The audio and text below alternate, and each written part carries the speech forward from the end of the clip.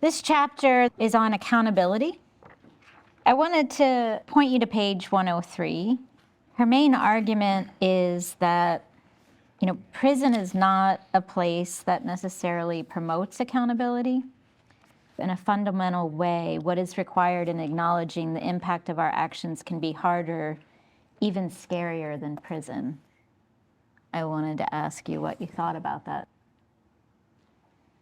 We don't have to face our victims. And I think that idea that prison somehow has hidden us from that responsibility, because it's a difference in like going through the court processes, we detach. Having to face like my family and like explain to my child like what I done, like that was a more painful experience than the incarceration. And I know on the other side, the family of of my victim, I mean, they obviously was going through it worse than I was. For the first 21 and a half years, all I wanted to do was hide behind the wall. I really wanted to reach out to my victims and have that interface with them and breach the subject of what I did and how I could help ease their pain and suffering a little bit, if that was even possible. But there was just no avenue to do such a thing without the victims first asking for that process of healing to begin.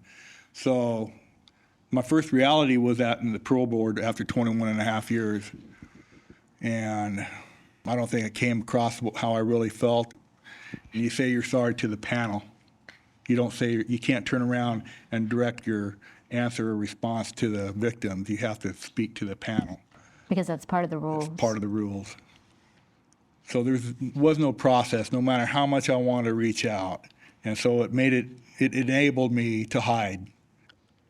Don't remember who it was, but they said the system don't allow you to take accountability, right?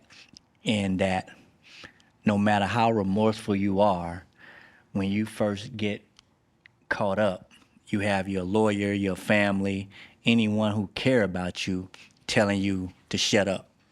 You can't speak, you can't do this. And then you get to where Mike is talking about the sentencing phase, where you get to sit and turn and say, hey, I'm sorry. After someone listened to you tell your whatever version of the truth you told, that sorry is kind of watered down.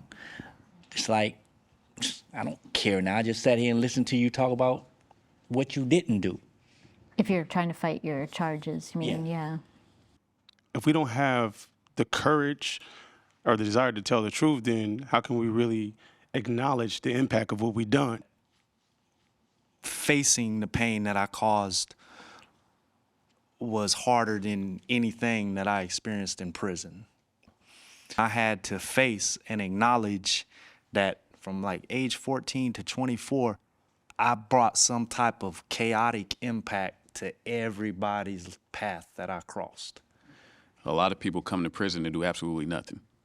Like you can come do 10, 20 years and don't do anything, go to bed, wake up, next day, do the same thing, get out, and there was no accountability for anything. What is the purpose of each one of us being sent here? And if it doesn't involve true accountability, then it serves no purpose. For a long time, I even wrestled with the fact that I had victims or not. I'm in here for robberies, so I'd go into a commercial business and take money from the till. So I wasn't taking their money or anything. No victims ever showed up to any of my court cases or anything. So it was I had this disconnect with did I even have victims? It felt like I just took money and now they're punishing me for it. And then in your class one year, we did that exercise where we told a wrong from the perspective of a victim. And that really impacted me because I was told the story of one of the clerks at the store, and my heart started racing, and I started getting an anxiety attack when I was telling the story about pulling the gun, and so that really made me think I did affect these people. I had a personal victim, and that none of the criminal justice system even made me acknowledge that I had a victim, let alone I had a responsibility. Like Cameron said, during that 1 year where we did that exercise, and I had to put myself in the pain that it caused somebody, 2 times that I've had to tell my crime, the most difficult time was to my loved ones and during that class. And I don't know if it was just the shame of just how I could get so far and get to that point to do something to someone like that. If shame is that feeling that, we want to avoid because it feels so awful, how do you be accountable without falling in the shame pit?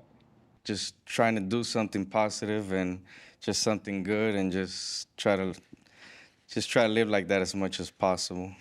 You get to a point to where you always have it, but you just learn how to move forward with it.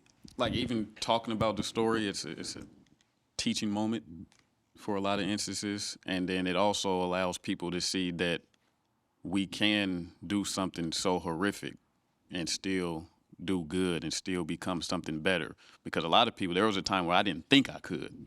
Like there was a time I didn't think I could be anything other than what I was. The scariest thing for me was going to my second trial and dropping my whole defense and just telling the truth. I did feel free in the sense that I didn't have to hide behind anything or lie about my case or be ashamed about that. And I was able to speak to my sons and tell them to be men of integrity and tell them what that meant to me. And that meant something, so that kind of counterbalanced everything. And I think that shame maybe was the driver for the violence in the first place. And when you're accountable for that and you just tell the truth with no excuses, I think that is that vehicle that brings you up out of the shame.